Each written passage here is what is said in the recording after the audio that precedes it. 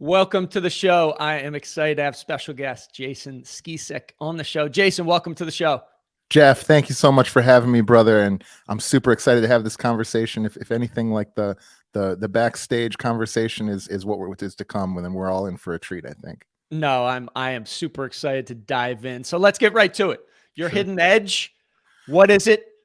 And then the backstory to uncovering that hidden edge. Yeah, I think my hidden edge probably is just I actually have gotten to the point where I seek out struggle and obstacles. I seek out so I'd say loving the struggle and loving my competitor, right? Those two things are things that I very much think about, and I think it goes in stages. There's a stage where you avoid pain, you avoid struggle, especially as an entrepreneur. You avoid pain, you avoid struggle, you try to plan everything just right, and then you try to implement that in the perfect way. And I think there's a stage where you realize that that's just not going to happen, and so you plan for the best, and then at certain points you're going to encounter struggle, and oh crap, we encountered some struggle, we've got to work our way around it. And I'm at this really great phase where it's like I'm looking for struggle as quickly as I can, because I know two things. I know the sooner that I encounter and overcome my struggles, the sooner I can build the thing that I want to build better. So I'm trying to fail faster is something that people would have heard before. And then the second thing I know is the only way that I grow, one of the only ways that I grow, is through reaction to overcoming these struggles. And so if I want to grow my ability to lead my team, to lead my tribe, to grow an impact on the world, I actually need to go out like a trouble-seeking missile and just like smash into as many things as I can. And then because I mentioned it, I'll also add, there was really never a time, maybe since high school, that I can think of where I was at odds with somebody, whether on a sports team or in business or anything like that, where I felt competitive in a negative way. Most of my competition in my life has been in a positive way. But more recently, kind of similar to what I was just talking about, I have found myself when I'm at odds with somebody, whether it's in a debate, in an argument, in not really in business, this doesn't really happen. Actually, I guess it does. There's people that I hold myself up to in business. And in all of those cases, I try to look out of their eyes. I try to understand how they ended up on the other side of the table as me. And the two things that come out of that is, number one, either I understand their point of view better and maybe start to drift towards it, or I understand that their point of view is garbage and they haven't thought it through. And then it makes me more resilient in my position. So I think that's my hidden edge. Gotcha. Okay. So people would hear that and say, all right, you're searching the struggle, you're searching out the pain, you're looking to fail quicker. When did you realize that was the path, right? Because we, as human beings, we avoid pain at all costs, and that causes so many people to stay stuck, stay in their same place, but yet they're miserable. And it is the path to personal growth, professional growth, whatever growth you want to have. So was there a certain story example where it was like, wait a second, I've got to flip it. I've got to use that as a reverse indicator that, hey, if I'm struggling, I've got to be that struggle seeking missile. Yeah. I think part of it is it's just it's over the course of time. So it's as a person who starts to lift weights, it's really hard, and then the next time you come in, a heavier weight feels easier. Or the first time you start to solve little problems, you realize that on the other side of those little problems were little rewards, and then you start to solve medium problems, and on the other side of those medium problems are medium rewards. And so when you start to realize, number one, that problems typically have rewards on the other side of them, but number two, that you are more and more capable increasingly of solving increasingly bigger problems, you're on a path towards pretty interesting stuff. And for me, that journey would start in probably the military. Obviously in sports, there's a little bit of that, but in the military, we're in Iraq I was in two deployments in Iraq. And in the second one, I was on a road crew. We're working 7 12-hour days with shovels and pickaxes and a backhoe, digging holes, putting in conduit, and pulling cable for miles and miles and miles. And there's just no choice. This is the mission. These are the guys I'm doing it with, and gals. And if the drill bit breaks or the backhoe goes down, doesn't change that. And if I don't like the person I'm in the hole with, doesn't change that. And so you learn very quickly, like, we're going to solve this problem. And so you just become incredibly, not just resilient, but when I got back from the military and that deployment, and decided to start a small business, it just seemed like a matter of course that we would start a CrossFit gym and a rock wall and build it ourselves and figure it all out. And there was just no question that we could do that. And that was 12 years ago. So I've got a even longer track record of just sort of, oh my gosh, what are we going to do? And then of course that thing comes and goes and we get to the other side of it. Gotcha. And I love the example of just, that's the mission, right? And that language is so incredibly powerful. So many people are probably getting close to either giving up on their New Year's resolutions or their goals. And I feel like mission is such, and you lived it, right? In the military, such a better empowering word to say, okay, like to your point, it doesn't matter what happens when that is the mission, you are getting it done. So I love how you called that out. So military, and then you open up CrossFit box, a gym. You know, I love the physical aspect, and you mentioned it a little bit, like the gym. How has that then transferred over to business? Because I always like to start with the physical, because if you're in physical shape, you're putting reps in, you see the growth, all of a sudden, to your point, it changes that pain or that struggle because you see the result on the end. So I'd love to hear just on the physical side, how that has opened things up for you. Yeah. I mean, like I said, I've always had a physical culture. Growing up, played sports and outdoor sports as well. And then in the military, obviously staying fit in there. But I think for me, having a CrossFit gym was an extension of the military, in that in the military, I was led by some very amazing people, but I was never a leader. Not really, you know, obviously there's moments and days or whatever, but in general, I was not a leader. To then start a gym with two other veteran friends and I, and start to see the results that other people were getting, I found I really became who I think of as myself at that time, which is sort of this idea of not just working for me, I'll work 10 times harder for you if I know that I'm accountable to you as either your leader or your partner or your workout partner or whatever it is. And so I've just found so much reward in the comfort of this tribe, of this small tribe at first and then growing tribe over the course of time. And to your point earlier, I think anybody who has a physical culture, who has a long period of time doing something physical, either sport or in the gym, will remember that, or will understand that feeling of the first day being sore and that's a bad thing. And then cut to a year later or 6 months later or 3 months later, and your brain recognizes that soreness as a good thing. That's the bell that means we're getting fed, right? That's the what is that? The not Maslow. Was it? No, not Maslow, but the bell, the guy that rings the bell for the dogs. Yep. I can't think of it. But yeah, so absolutely tying those things together, both between the reward of being there, working shoulder to shoulder with somebody else, that's making me go a little bit harder for them, that's making me go out and learn a little bit more for them, that's making me move better because I know that I'm the example for somebody else, right? And then separately sort of tying soreness and pain and discomfort to the ideal outcome and virtue. Yeah. And I would just say something you touched on there. So I used to be a member at a CrossFit box before I opened up my own gym. Got a partially torn labrum from some ring muscle ups, but I know many do. But the community piece, right? You just said there, and I feel like gyms, CrossFit box, CrossFit in general, having that community, having somebody that's working hard next to you and pushing you.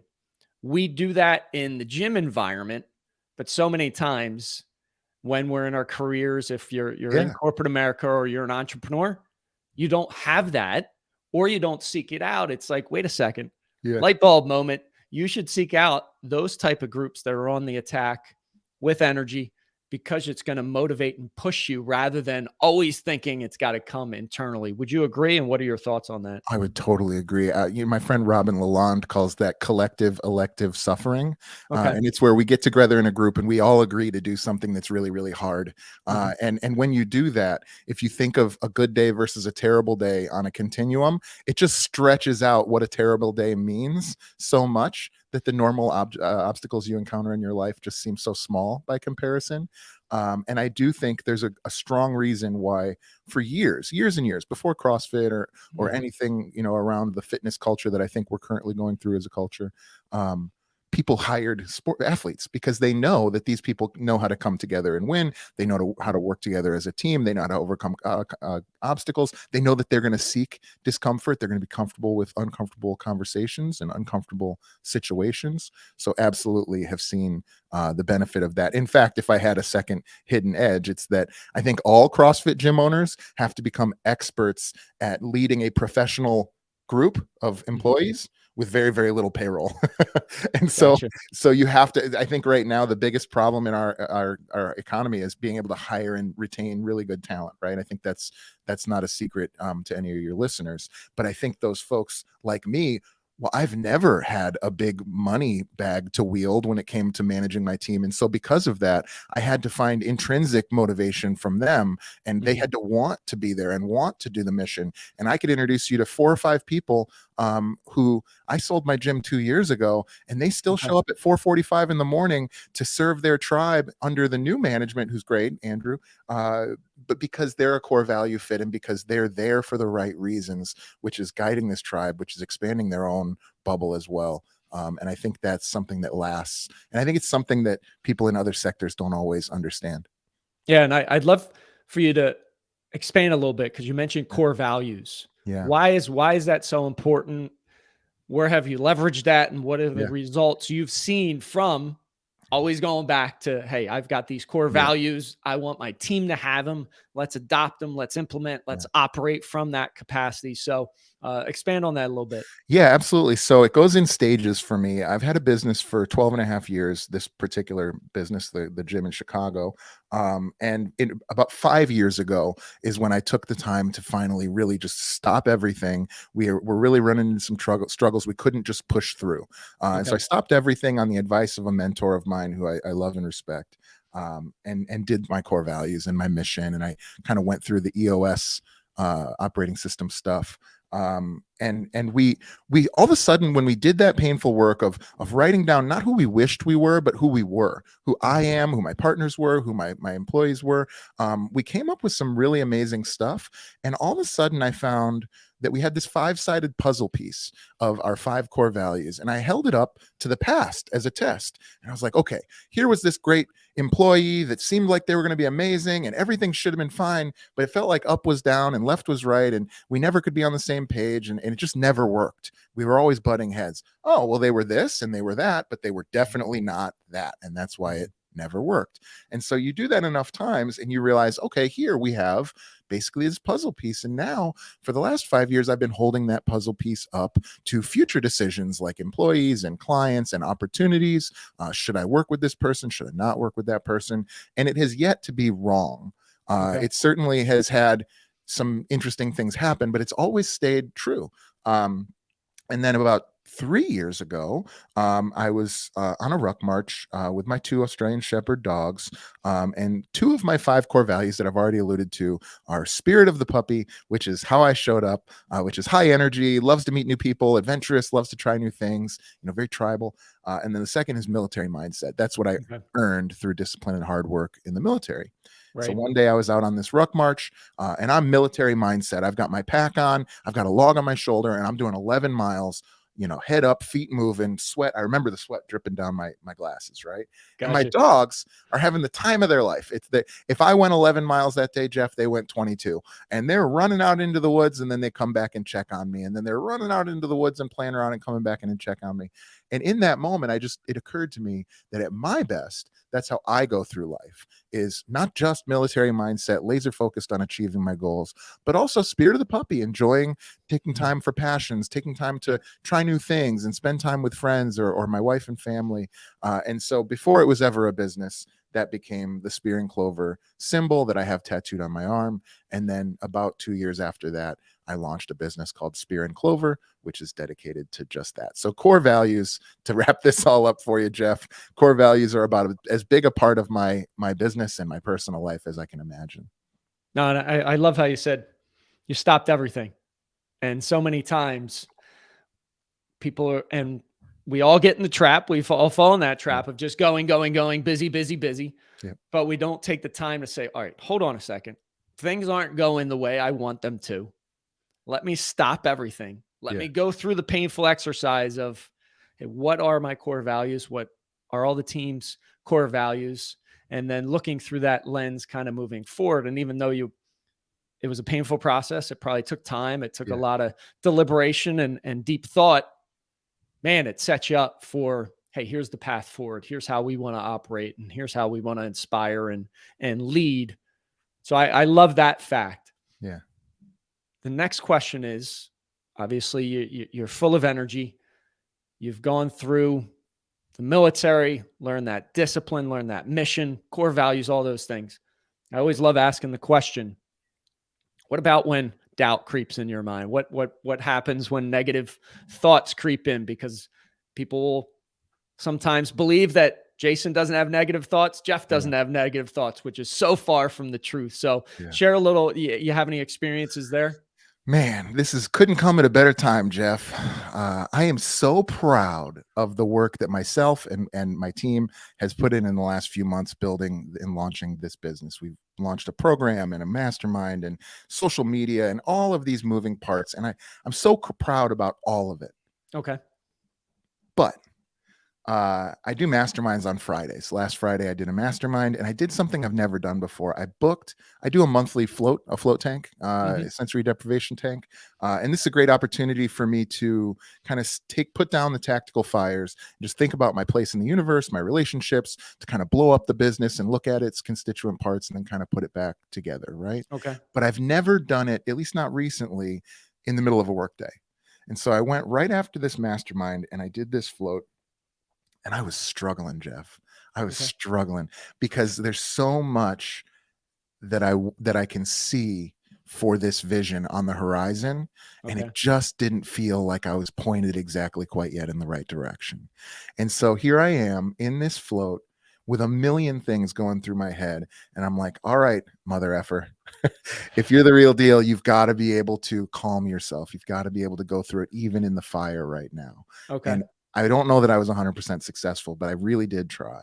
And I just remember being in this float and I'm thinking about the things that I'm not satisfied by. I'm thinking about these issues because sometimes these problems get more and more difficult by getting smaller. So I'm really close to the right thing, but it's not quite yet there. I'm not satisfied. I know that I can do better for my clients and for the people that I serve. And I know that if I want to build something great, that it needs to be like a snowball where you just push it down the hill. And it's so undeniable that people are going to gather towards it. And we're not there yet. And so I'm laying in this float and I'm like, I don't cry to solve problems, but I'm definitely breaking down mentally. And then interstitially, like, laughing out loud at the whole process, like just looking at it like, this is hilarious. But I remember saying these words, it wasn't until I discovered, and then I would just wait because I'm sort of trying to cue myself because everybody always tells you like, for years I struggled with my weight. And it wasn't until I found Jeff that I was able to, or whatever. Right. And so there I am in this float on Friday. So yes, even to this day, and I'm still going through it even right now. Because ultimately entrepreneurs are the ones that where there's an opportunity to take responsibility, to step forward and solve a problem, we do it. Okay. And guess what, Jeff? Those problems don't go away. Every time you solve a problem, 3 more pop up because you've shown that you're capable of solving the previous problem. Every boss in every video game is harder than the one before it. And so as we grow, we need to realize that this is a practice. It's not a trophy. And so each success that you have is really just the key to enter to the next series of problems. And unless you can fall in love with that, I just don't think you can be happy choosing a lifestyle that we've chosen. Yeah, no, I would wholeheartedly agree. And I appreciate you sharing that story because it is true.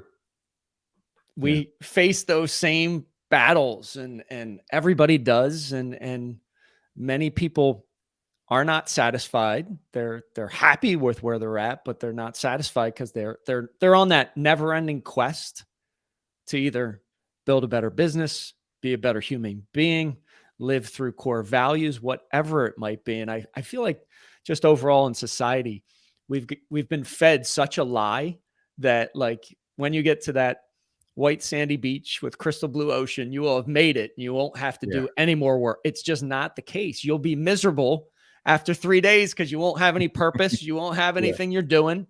And it's funny. I mean, when I go on vacation with my family, I work out harder than I ever do because I don't have a lot of business responsibilities and I can, work hard. But we've been fed that it's always this destination and there just isn't. And when you can finally accept that fact, there's some peace to it, right? That it's like, okay, this is part of the journey, part of the human condition. And I'm going to just say, all right, I feel it. I hear it. I'm not satisfied, but I'm still taking the next step. I'm still going to choose to move forward. So I'd love to hear your comments on that. Well, I'm over here with ants in my pants. If you're watching the video, you see me over here like my body language. I couldn't agree more, Jeff. You're like saying words that I was thinking while you were talking. So yeah, I couldn't agree more, man. I think the human condition is a constant balance between seeking enough and then having too much and becoming not slothful, but the excess. Humans don't do well with excess, I think, is maybe the summation there. Is like, I think at our best, humans are struggling to overcome and adapt and solve problems. Hopefully not too dire of those problems. Certainly civilization has taught us that we can still solve problems without having to be, constantly warring, although I don't know if that's necessarily true on a macroeconomic sense. And then once we do achieve those things, it's not good for us to have too much for too long. And I think that it's very, very difficult. One of the things guys like you and I have debated for years is, how do I bring this thing that I love so much and has been so virtuous and positive in my life, which may be the struggle, right? Whether it's as an entrepreneur or as a fitness person, how do I bring that to somebody else? I have the cure. We know the cure, right? For so much. That's it. It's so true. We know the cure. How do I, this is one of the questions of my life. And by the way, what I do now professionally, even as a business coach, is very much the cure that's not sexy. It's not sales. It's not marketing, right? And it's not just like, it's not a diet pill, and it's not, six-pack abs in 6 minutes. Abs, right. Exactly. It's the hard, boring work, and sometimes the challenging work, and like the audacious work of looking in the mirror ruthlessly.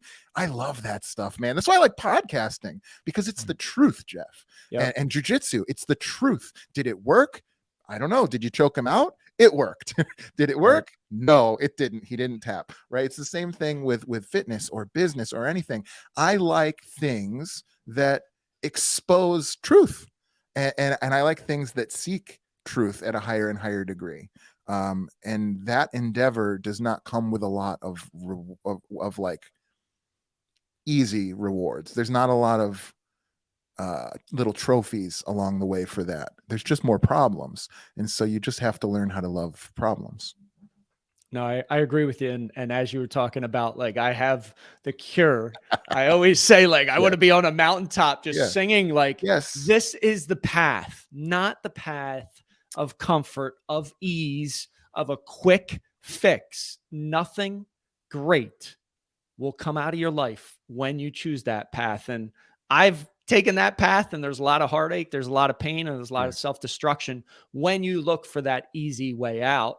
But our minds are wired to use as little energy as possible to search that out. So it's such an interesting dynamic and push versus, hey, this isn't sexy. It's consistency. It's accountability. It's daily work, hard work, versus I'm going to do this, and then I'm going to be on that island, sipping Mai Tais and toes in the water. So it's always an interesting dynamic for sure. Yeah, just to react to that really quickly. If you're listening to this, I want to like zoom in the lens really quick, because I think it's easy for somebody listening to this in their car to be like, Jeff and Jason are hardcore and they like this, and I'm different than them. And for the record, I am no David Goggins. I can't speak for Jeff, but I am no David Goggins. I'm not necessarily that guy. I certainly like those types of activities, but I'm not running 100 miles a day or any of that stuff. What I want to note though is, no matter what you're doing now, you could do a little bit more. You can go for a walk every day. Like, genuinely, if you're riding in your car and you didn't work out last year and all you did was go on a half mile, 15-minute walk, every single day this year, I promise you your life will be better. I promise you that you'll be capable of achieving a little bit more. I promise you you'll have a little more clarity about the relationships and the office politics of whatever's going on in your life, right?